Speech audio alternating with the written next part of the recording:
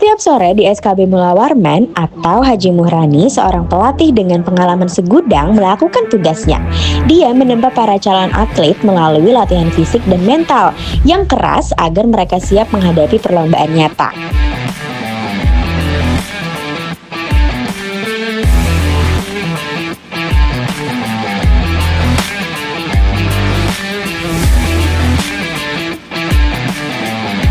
Pak Mu merupakan pelatih pencak silat senior dan juga pelatih yang berhasil mengantarkan kota Banjarmasin meraih medali emas dalam ajang kompetisi nasional. Setiap hari dia selalu melatih anak didiknya dengan keras. Dari pengalamannya dia memberikan materi, mengajarkan teknik, serta menempa fisik dan mental agar anak didiknya bisa menjadi yang terbaik di cabangnya. Berkat pengalamannya, Pak Mu merupakan salah satu pelatih berkualitas di kota Banjarmasin.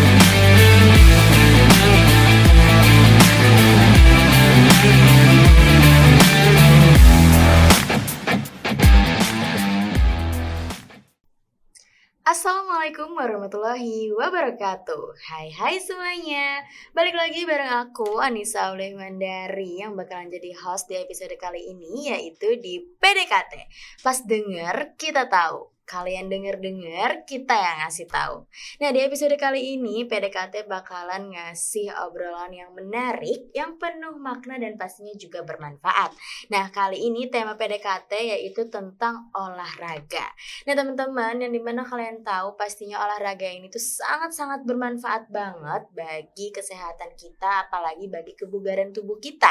Nah, biasanya seperti generasi Gen Z sekarang ini atau generasi anak muda ini tuh kayaknya bermales-malesan banget kayak mau olahraga itu, kayak padahal cuman kayak bangun tidur terus kita kayak senam pagi atau pemanasan, itu tuh kayaknya bener-bener berat banget dilakuin sampai akhirnya tuh kita kayak kebugaran badan atau semangat badan untuk kayak supaya lebih fit lagi itu kurang nih teman-teman. Nah, jadi di episode kali ini kita bakalan ngebahas lebih dalam tentang kebugaran tubuh dan kekuatan fisik kita, dan seberapa penting sih olahraga itu bagi tubuh kita nih teman-teman ya. Bukan hanya di generasi anak muda aja, tapi juga pastinya di seperti bapak-bapak, ibu-ibu, dan generasi milenial dan yang orang-orang tua juga ya pastinya. Nah, daripada itu kita langsung aja menyambut narasumber kita pada hari ini yang bakalan nemenin kita ngobrol-ngobrol nih tentang olahraga. Langsung saja aku sambut, ini dia Pak Mu. Baik. Apa kabarnya Pak? Alhamdulillah baik. Oke, sebelum kita memasuki ke obrolan ya teman-teman ya, kebetulan Pak Mu ini adalah seorang guru olahraga Pak Mu ya di SMA Negeri 12 Banjarmasin, dan bukan hanya seorang guru olahraga juga, tapi pelatih pencak silat di Popdas ya. Popnas dan Popda ya teman-teman, luar biasa sekali ya. Jadi Pak Mu ini pengalamannya juga mungkin banyak ya Pak Mu ya di olahraga, dan Pak Mu juga tahu mungkin seberapa pentingnya sih olahraga itu bagi kehidupan kita. Makanya nih Pak Mu, walaupun umur Pak Mu ini sudah mungkin lebih daripada kita nih ya, anak muda, udah kelihatan umurnya udah lumayan tua ya Pak ya. Berapa umur Bapak? 50. 57 tahun.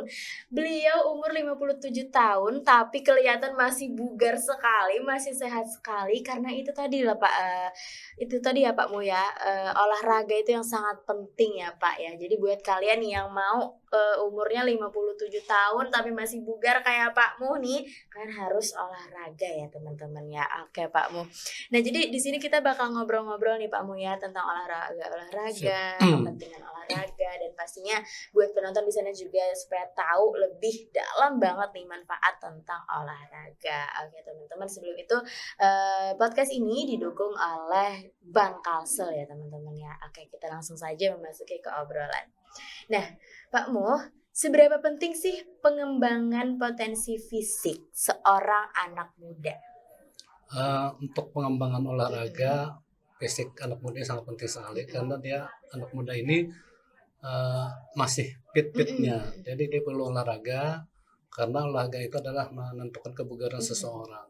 Jadi orang bugar tuh pasti sehat dan Mhm. orang sehat belum tentu bugar. Oke, jadi, dan juga, kayaknya di sekarang itu di, apa namanya, olahraga itu banyak banget cabangnya ya, Pak, Iya ya. betul. Tinggal kita aja sendiri, tinggal anak muda aja nih gimana caranya supaya bisa memilih nih mau cabang yang mana. Mungkin dari hobi misalnya ke pencak silat juga termasuk olahraga kan, Pak, ya. Olahraga. Futsal lah, terus juga taekwondo dan lain-lain ya, Pak, ya. Ya Dan betul. itulah yang, bukan hanya sekedar membuat badan fit, tapi bisa mengejar impiannya, lewat bakat-bakat tersebut ya, Pak, ya. Betul. Oke, jadi menurut Pakmu itu tadilah kebugaran sangat penting Hmm. ya, Pak, ya. Oke.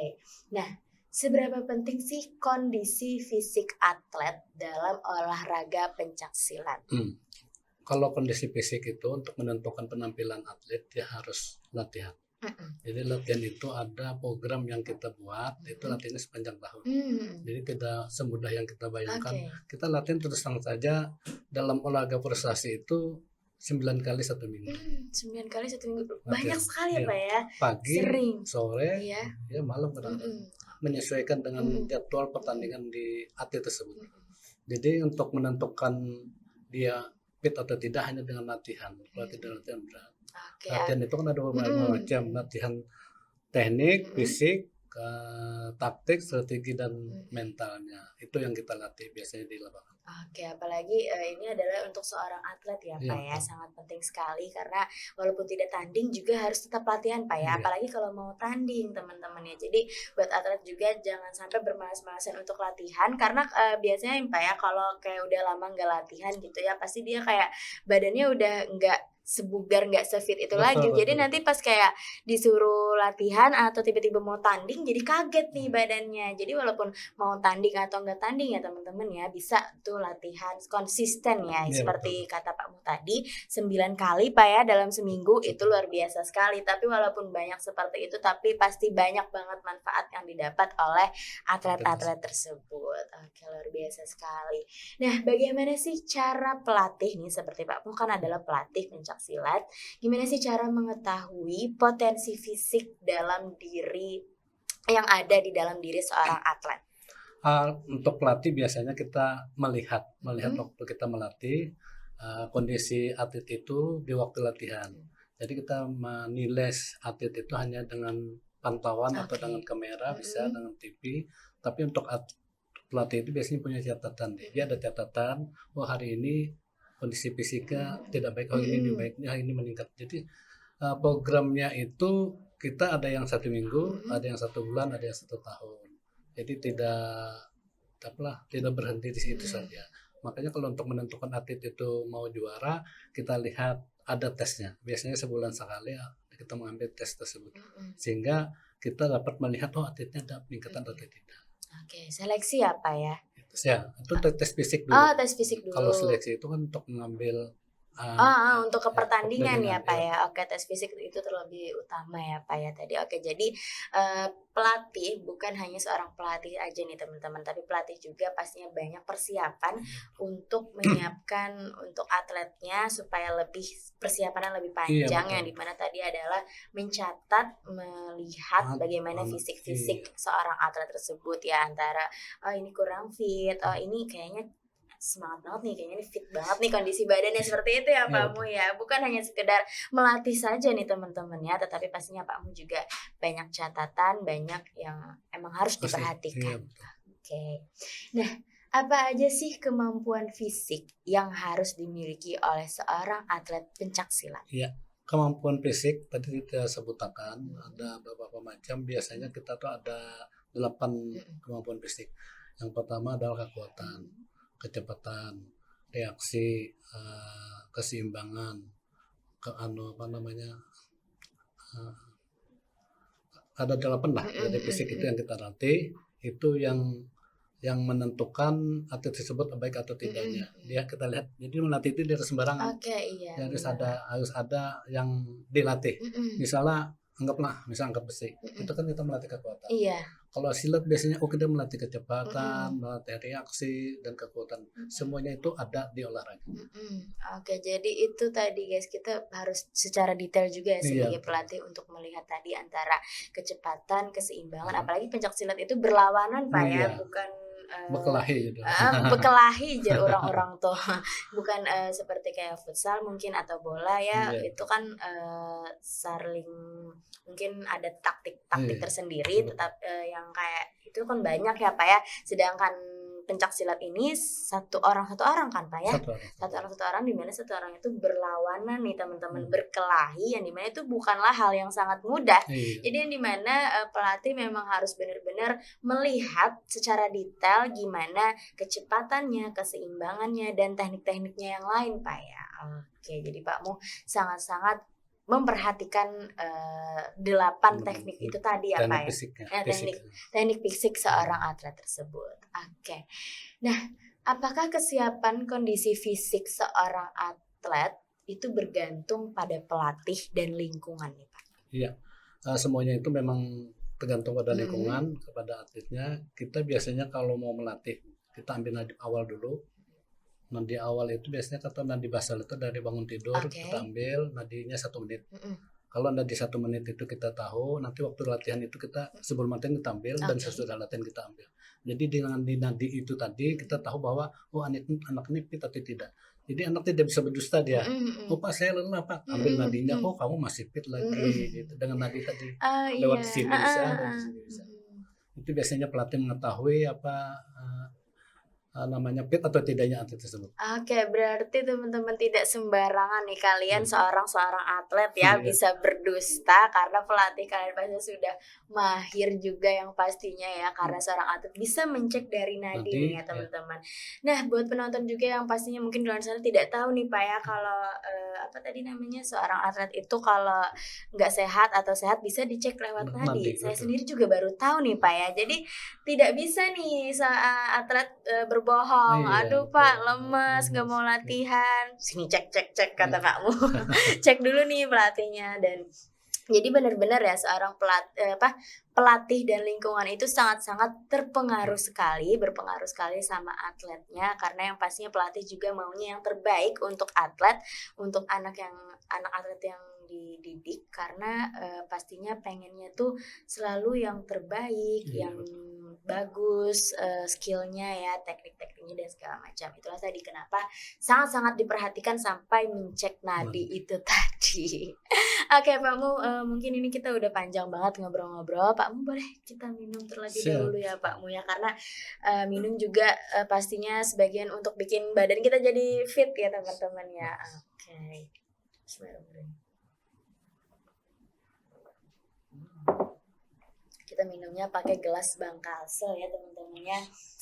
Indah banget nih gelasnya. Terus ini juga ada boneka dari Bangkalsel. Mungkin bisa kita namain EO kali ya. Boneka EO. Lucu banget. Oke Pak Mu. Oke, jadi kita lanjut nih ya, lanjut ngobrol. Nanti kalau Pak Muhnya mau minum silahkan aja sambil-sambilan. Oke.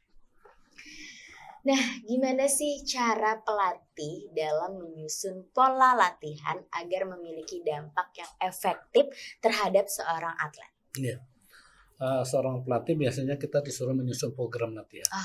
Program latihan itu yang saya sebutkan tadi, program yang sepanjang tahun. Makanya kami itu latihan tidak mengenal bulan puasa atau tidak, tetap kita latihan. Itu program.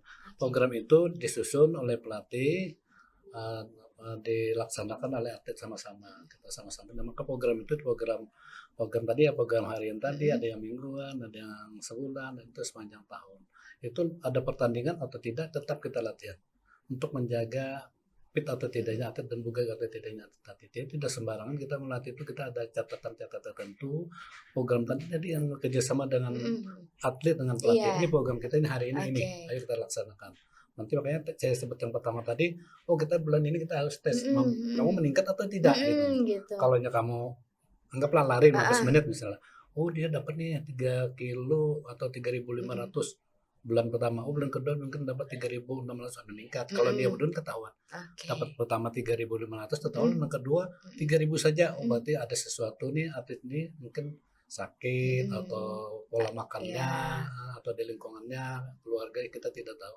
Jadi perlu juga pelatih itu banyaklah fungsinya, sebagai kawan, sebagai kakak, sebagai bapak, untuk merangkul atlet tersebut sehingga keterbukaan antara pelatih dan atlet Enggak, sama-sama untuk menuju karir prestasi. pokoknya kerjasama tuh ya Pak ya antara pelatih dan seorang atlet Atlet. juga. Yang pastinya tidak seperti orang tidak kenal ya, yang pastinya pelatih juga harus bisa mencakup itu semua tadi seperti yang kata Pakmu tadi, bisa menjadi kakak, bisa menjadi ayah, bisa jadi kakek ya Pak. Oh ya, kakek kayaknya ketuaan banget ya Pak Sudah ya. punya. Nah, jadi itu tadi teman-teman yang dimana kita memang harus pelatih harus bisa secara efektif dan konsisten juga melihat progres dari seorang atlet Betul. tadi. Oke, nah Pak, apakah kondisi fisik seorang atlet juga dipengaruhi oleh nutrisi yang dikonsumsinya? Iya, betul.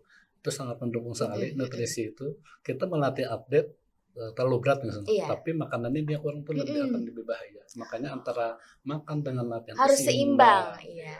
Tidak semudah apa dan namanya kalori itu berapa ribu. Oh ini misalnya kita perlu 3.500, nutrisinya minimal lebih pada 3.500, harus misalnya 3.600 atau 4.000 minimal pas kan. Lebih kurang daripada itu makanya menyebabkan anak itu tidak maju atau sakit ya. Jadi kita harus ada kerjasama dengan ahli gizi biasanya. Kalau di tempat kita tuh ada Spopnas dulu, ada dokter gizinya datang ke asrama. Oh ini makanannya ini, oh ini sesuai ganti gitu. Jadi tidak sembarangan itu. Berarti nggak sembarang makan tidak ya sembarang Pak makan. ya? Makanya atlet kalau makan di luar, jadi bisa anggaplah pentol misalnya, itu akan efeknya akan lebih mengganggu di latihan itu, mungkin sakit perut atau banyak makan ya, gorengan batuk ya. misalnya. Jadi harus diperhatikan. Hubungan sekali dengan makanan nutrisi itu sangat penting sekali. Jadi seorang pelatih juga tidak sembarangan ya tentang nutrisi juga, untuk seorang atlet juga nggak bisa sembarangan asal makan.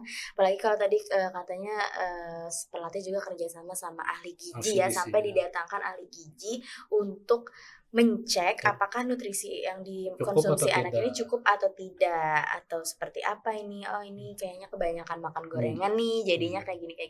Jadi mungkin dibatasin kali ya. Jadi mungkin pelatih sama ahli gizi juga bilang nih sama atletnya, tolong kurangin nih makanan kayak gini. Jadi juga atletnya jadi tahu kan ya Pak ya. Mungkin kalau pelatih tidak kerja sama dengan ahli gizi mungkin tidak tahu juga nih, jadinya keterusan makan padahal nggak tahu kalau pola fit tubuhnya untuk pencak silat itu menurun ya Pak, menurun nutrisinya. Oke. Nah, apa sih manfaat yang dirasakan seseorang jika aktif berolahraga fisik? Yang dimanfaatkan itu yang jelas ya tadi disebutnya tadi sehat atau makan bugar. Jadi ada pepatah Yunani mengatakan di mensana in corpore sano. Di dalam tubuh yang sehat terdapat jiwa yang kuat. Jadi harus itu harus dimanfaatkan sangat baik sekali lah. Banyak sekali manfaatnya untuk berolahraga, apalagi anak-anak muda sekarang. Saya lihat hanya orang-orang tertentu saja. Anak-anak pelajar hampir jarang sekali yang saya lihat di jalan atau dimanapun itu. Kalau menurut dalam penelitian Indonesia masih kurang lagi remaja-remaja yang untuk berolahraga. Langkah baiknya ya menjaga kesehatan itu penting. Sehat itu mahal. Sehat itu mahal ya teman-teman ya. Jadi olahraga itu sangat penting untuk menjaga kebugaran tubuh kita, kesehatan tubuh kita. Apalagi kayak saya ini masih anak muda juga, pastinya masih panjang banget jangkanya. Yang pastinya kalau kalian mau di umur yang tua atau di umur yang panjang nanti kalian mau tetap bugar dan sehat, emang harus benar-benar olahraga secara rutin Pak ya. Mungkin bisa kali mungkin kayak bangun tidur gitu, apa tuh Pak, misalnya kayak bangun tidur kayak jalan pagi gitu, jalan. Biasanya kita bangun tidur kan itu kalau subuh itu mandi dulu, mandi kan sholat, saat bisa jalan-jalan muter-muter di sekitar kampung kita mandi. Kalau anak muda lebih baik lagi dia lah jogging muter-muter kampung gitu loh. Apalagi itu salahnya, itu salah. Itu kan masih punya kekuatan ya Pak ya, namanya anak muda nih masih kuat badannya dibanding dengan orang yang tua. Ya masa kalah sih sama Pakmu, sama orang tua, masa kalah sih kalian teman-teman. Oke. Nah Pak, sebaliknya apa yang dirasakan seseorang jika tidak aktif olahraga secara fisik? Iya, banyak sekali. Kalau di dalam tubuh kita itu kalau biasa olahraga, tidak olahraga itu terasa. Ada perbedaan ya Pak ya? pertama berat badan. Oke. Itu biasanya kita biasa olahraga rutin, menjaga kondisi badan kan baik. Tidak olahraga akan tambah berat badan. Yang kedua biasanya ya mudah terserang penyakit. Oke. Karena olahraga itu sangat penting, walaupun jalan itu sangat mendukung. Makanya alangkah baiknya olahraga itu rutin walaupun berjalan. Misalnya seperti Bapak kan tetap olahraga walaupun berjalan. Ya, walaupun sekecil apapun ya Pak Iya. ya, tetaplah olahraga ya teman-teman ya, karena olahraga itu tadilah sangat penting karena jika kalian itu tadi dampaknya bisa terkena penyakit ya Pak ya, Iya, mungkin lebih betul. banyak di Indonesia sekarang juga mungkin kalau orang yang tidak aktif berolahraga juga ada penyakit tuh ya Iya. Pak, entah mungkin di umur yang muda sekarang atau di jangka panjang ya Pak ya. Semoga kita semua bisa menjaga kesehatan kita ya teman-temannya dan jauh dari kata penyakit, makanya dari itu kita harus bisa olahraga secara rutin dan jangan bermalas-malasan. Nah, kita nggak kerasa nih Pak ya, udah di akhir obrolan, panjang banget obrolan kita yang pastinya penuh manfaat banget, yang dimana penonton yang tidak tahu dan saya juga yang tidak tahu bisa jadi tahu nih ya, kita dengar-dengar dan penonton juga udah pada tahu tentang betapa pentingnya itu olahraga ya Pak ya. Oke, nah apakah ada pesan nih yang ingin Pak Muh sampaikan sebagai guru olahraga dan pelatih pencak silat kepada penonton di luar sana yang menonton podcast kita tema olahraga pada hari ini? Boleh Iya, terima disampaikan Pak? kasih. Alangkah baiknya mumpung kita masih sehat, kita olahraga lebih Oke. baik mencegah daripada mengobati. Oke. Kita tetap aja rutin Mhm. bahwa olahraga itu sangat mendukung sekali pada tubuh kita, dan untuk menentukan sehat itu adalah dengan olahraga dan pola makan. Makanya saya sebut tadi sehat itu sangat mahal sekali.